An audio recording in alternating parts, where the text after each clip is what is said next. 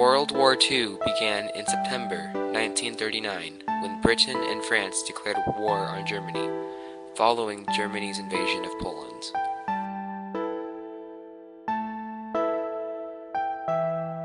The Treaty of Versailles left people unhappy.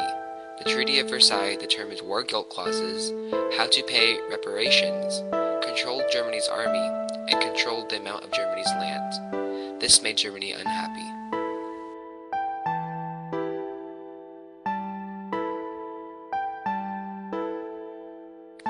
Adolf Hitler became Chancellor of Germany in January 1933.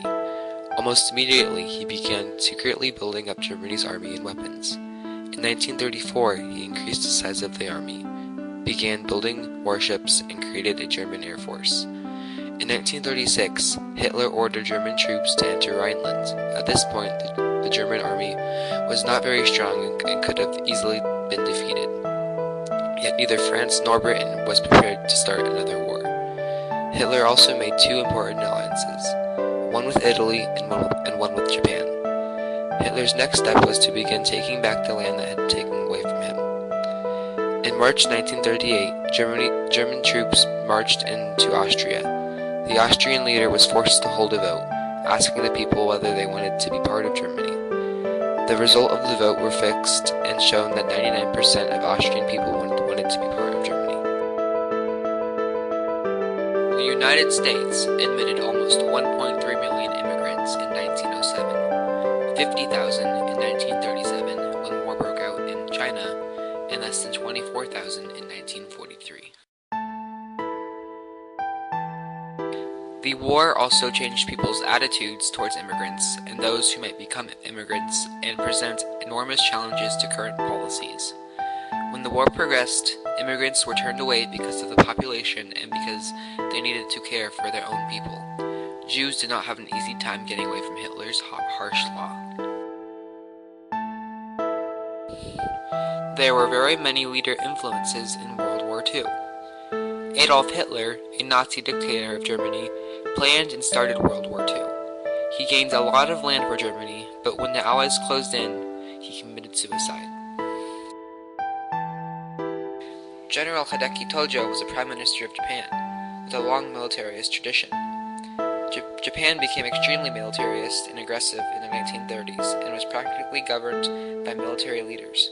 Tojo, an aggressive army general, became Minister of War in 1941 and Prime Minister in October 1941. After a short attempt to improve relations with the U.S. failed, he ordered to go to war and attack Pearl Harbor in December 1941. He gradually took more ministerial roles, and in February 1944, he also made himself the commander-in-chief, like Adolf Hitler did. When he realized that Japan was going to lose the war, he resigned. The military continued to control Japan until the end of World War II, which came when Emperor Hirohito, which was until then passive, ordered to surrender in order to prevent further inevitable destruction of Japan.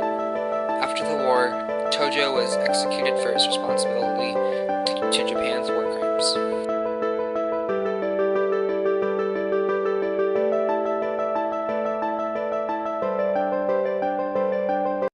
As they sent me to Europe, we went on a big convoy. The ship was this Massachusetts ship, Queen something, Queen Victoria, I think it was the name of the ship. And it rolled very easy. We were in the middle of maybe 100 ships all around us. And our ship was strictly men, and we slept in hemlocks, about 4 or 5 high. Just you only had about that much room between you and the top. But I was sick. I hate the ocean. Because when you first go in, they ask you what branch of service you want to join. And I didn't. I refused the Navy, I refused the Marines, I refused the Air Force. I wanted in the Army. So I've been saying. I was sick all through the trip. And if I wound up in the hospital there, that I remember. And then we landed in England. I think it was Liverpool. And we went went down on the Bristol Channel. I was there for a while. And on the channel, you would see boats coming and going, a lot of ships. And one day, like, we saw many, more than usual. I said, something is cooking. All these ships coming, all these little ports, picking up stuff. And sure enough, one night they came around 2 or 3 in the morning. They called my name, and they told me, says, back up, you're going. I don't know where or why. We were 12 in the tent on the Bristol Channel there. And then from there, the next day, we had, camp. There was a lot of tents. There was a lot of excitement. I didn't know nobody, I had no friends or nothing. Because all my company left, and I was just a substitute. I had a great meal, great breakfast. And that day, we had a meal with everything you can think of. I says, man,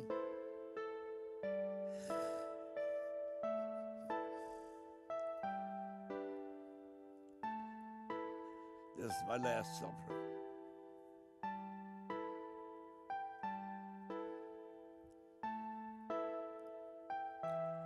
That night, I was called again. They said, you have to replace men who were sick in a certain outfit. They didn't even tell me, but anyway, that's the way I figured. And I went on a truck, at night, on a ship. Didn't know what it was all about, but you can tell the equipment that they gave us, that it was for something important. And when we got on, we got all fully equipped. Ammunition and all. Then we went down alongside the ship. There was cords like steps. And we climbed down, and there was an LCI filling up with men. And of course we knew where we were headed for. Everybody was quiet. We were all starting to think.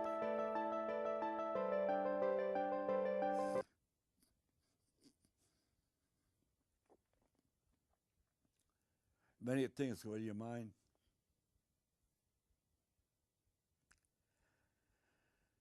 Well, we got to the landing point, and we were not the first ones. There were plenty of bodies all over the place. We're in the water. I unloaded everything I had, and luckily, for some reason, I was along the side of the boat. And the freight came down, and almost in the end.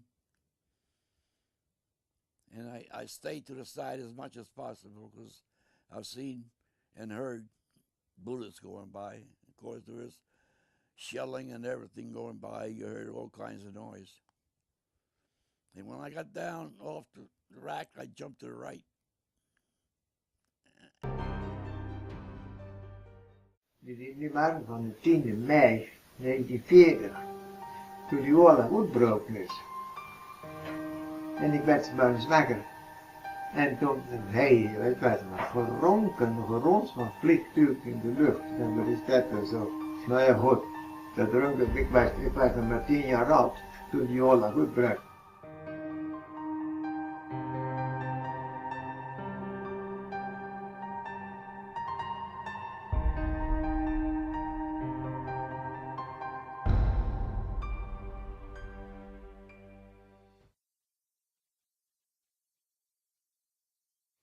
Dus, maar veel die enorme dreunen, ze noemen dan, dat was het gevolg van de bruggen die ze kunnen opblazen. Ja. Ze kunnen een brug boven het kanaal, boven bijvoorbeeld, net als de brug, die brug die gingen ze opblazen, die zwemden en het kanaal, allemaal. Maar die Duitse soldaten, die kwamen vanaf Koevoort. En, nou ja goed, de eerste soldaten die ik gezien heb, dat waren een paar verkenners 2 van die Duitse soldaten op de motor met schietspannen. Dat stond al de school. Ja. En op dat schoolplein, de rolschool, daar stapten ze met die motor. En dan keken ze waar die troon zit. En die zei de schietspannen zitten, de geweer zo in de aanslag. Dan vinden ze keken naar wat rond. En toen tuchten ze weer weg. Maar het duurde niet zo heel lang. Toen kwam vanaf Oost-Rusland, kwamen allemaal de Duitse soldaten op pier. Ja, moet je je voorstellen. De soldaten, de helft van de soldaten, die zaten nog op pier. Kwamen allemaal, hele kolonnes op pier kwamen eraan. En verhouden wagen, maar open beelden en weet ik wel, want het was echt. Dat zijn al de Westleger. Ja, zo kwamen ze er allemaal aan. Nou ja, goed. Maar op een gegeven moment, toen was het dus, ja, toen waren er allemaal van de Duitse soldaten om ons toe, overal. En Nederland werd bezet door de Duitsers.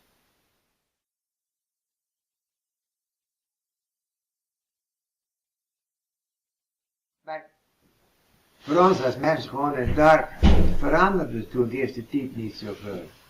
De eerste tijd bleef het, ja nog, je merkte natuurlijk wel dat de Duitse soldaten er allemaal waren, maar het leven was zodanig echt veranderde. Dan ging je gewoon, de Rusland was gewoon de deur, maar we werden toen bezet door de Duitsers. Ja. Maar het duurde niet zo heel lang, toen werd het al steeds erger. Allerlei maatregelen die ze gingen treffen en weet je wat allemaal. Maar, nou nog goed, ik ging gewoon naar school. En op die school werd het verplicht dat je ook die Duitse taal ging leren.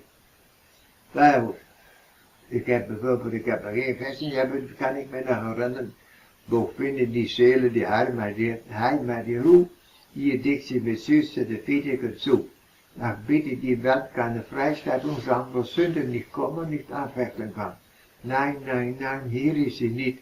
De Heimat der Seele is drogen niet dicht. Je weet het vaak wat ik op gezegd heb. Radio Oranje in Nederland, Radio Oranje uit Engeland, ik kwam er op een radio, dan kun je op een bepaalde zender, dan kun je de radio uit Engeland gaan beluchten en dan vertelt ze dan van alles over de oorlog en zo, maar er werd allemaal van die radio gewaar worden, van een geheime zender van uit Engeland. En dan ging men om, ja niet, ik heb het zien lopen, dan ging we die Turkschuur. En dan hadden we weer onderuit, in de baalzak met die radio, dan gingen we die radio, gewoon naar de Ries in de vinger. De lusten, wat ze door in Engeland allemaal vertelden over de oorlog en zo wat meer. En die kuppers die er woonden, die hadden daar een bijdenstal. En door in die bijdenstal, daar had die kuppers, ja daar, een radio, anders een bijdenkorf. Die mochten geen radio hebben. Maar toen dachten die landwachters, er zit misschien wat onder die bijdenkorf. En er was een van de landwachters, die telde de bijdenkorf optellen en meneer durfde wat te steuken door die bijen. Maar van een andere bijen, en toen zat die ding gehouden neer en wat met die bijen, maar dan is er weer weggekomen. Maar er zat inderdaad onder een van die korven, daar zat wel een radio, maar ze hebben niet van. Maar die kuppers die hadden een put buiten, gewoon zo'n ouderwetse put, met zo'n draaiput voor je waterput kunnen. In Germany, Jews were put into concentration camps. Hitler and the Nazis put them in there. The Jews were put into gas chambers which either killed them or tortured them very much. Also, the Nazis forced them to work for them, and they physically abused them. Joseph Stalin was the dictator of the USSR from 1929 to 1953. Under Stalin, the Soviet Union was transformed from a peasant society into an industrial and military superpower. However, he ruled by terror, and millions of his own citizens died during his brutal reign. The European theater consisted of many fronts. Some of the fronts were in northern France and southern France. In northern France, that is where D-Day happened, in Normandy. D-Day was the first day that liberation started to happen and the War of Germany was beginning to end. In southern France, that is where the Battle of the Bulge happened. The Battle of the Bulge is when Germany pushed the Allies' lines and made a bulge in the map. There was also the Pacific Theater, which big war that was in the Pacific theater was Pearl Harbor. Pearl Harbor was when Japan attacked the United States. Japan bombed Pearl Harbor, and that brought the United States into World War II. Women were very important in the war. When Japan attacked Pearl Harbor, the United States went into something called a total war. This meant that women could fight in the war. If the women did not fight in the war, they had to let their sons and husbands go off to war. Also, they needed to take their husbands' jobs to make the community run well. It was very hard for the women during the war. The Allies won the war. Germany and Japan were in very bad shape. Also, some of the Allies were in bad shape, although they got back on their feet very quickly.